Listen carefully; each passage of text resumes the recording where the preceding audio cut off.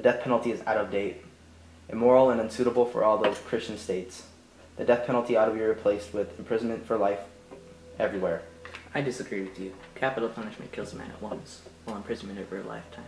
Which is more humane, one in a minute or over his entire life? And you, good sir, you surely must have an opinion. What do you think about the death penalty? Well, both are equally immoral, but if I had to choose between the death penalty and imprisonment for life, I would definitely choose the second. To live anyhow is better than not at all. To live anyhow is better than not at all. I stake 2 millions that you couldn't last 5 years on your own. If you mean that in earnest, then I will take your bet, but I will stay not 5, but 15 years. 15? Done. I stake my freedom, and you stake your 2 millions. Let's do this. Think wisely, young man, while there is still time. For me, 2 millions is a trifle, but you're staking 4 or 5 of the best years of your life. And I only say 4 or 5 because you won't last much longer. Remember, this is voluntary confinement, so you can leave whenever you want. And just the thought of that will poison your very existence in prison. I feel sorry for you. What was the point of the bet? Was it the good of the man losing 15 years of his life? Or my losing 2 millions? Can it prove that the death penalty is better or worse than imprisonment for life? No. It was all in all nonsensically meaningless. On my part, the caprice of the pampered man, on his part, the simple greed for money. It was decided that the young man would spend 15 years in captivity under the strictest supervision of one of my lodgers. It was agreed that he would not have any contact with humans or receive any newspapers or letters. He was allowed to have musical instruments and any book he desired, and was allowed to write letters.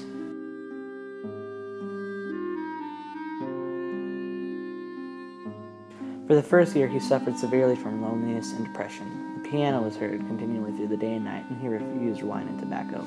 Wine, he wrote, excites the desires, and desires are the worst enemy of a prisoner. He also read works of fantasy and fiction. The second year, he stopped playing the piano and requested the classics. By the 5th year, he began to play music again and finally drank wine. He did not request any books from me, and instead he wrote immensely. Sometimes at night he would spend hours writing, and in the morning tear it all up. More than once he could be heard crying.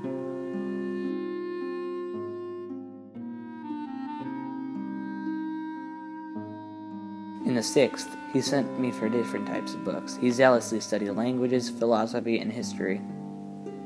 After the 10th year, he read nothing but the gospel. Books of theology and histories of religion followed. In the last 2 years of the man's confinement, he read numerous types of books, from natural science to Bryan and Shakespeare.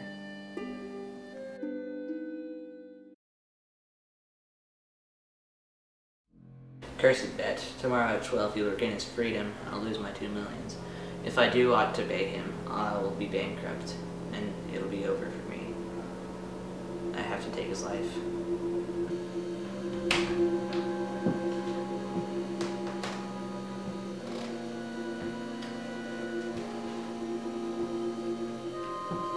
Poor creature, I've been dreaming of the millions. All it would take is a pillow and to think it was natural. But what's this?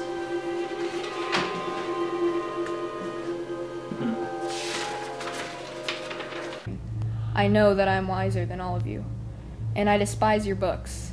I despise wisdom and the blessings of this world.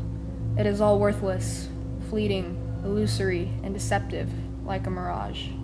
You may be proud, wise, and fine, but death will wipe you off the face of this earth as though you were no more than mice burrowing under the floor. And your posterity, your history, your immortal geniuses will burn or freeze together with the earthly globe. You have lost your reason and taken the wrong path. You have taken lies for truth and hideousness for beauty. You would marvel if, owing to strange events of some sort, frogs and lizards suddenly grew on apple and orange trees instead of fruit, or if roses began to smell like a sweating horse. So I marvel at you who exchange heaven for earth. I don't want to understand you. To prove to you in action how I despise all that you live by, I renounce the 2 millions of which I once dreamed as of paradise and which I now despise.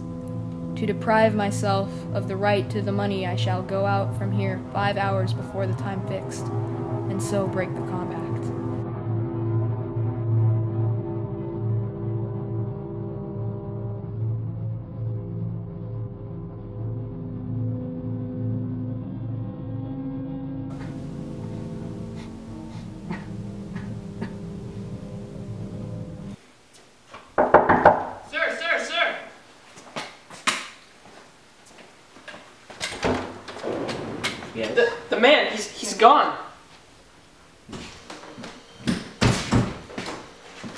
See, sir, he's gone.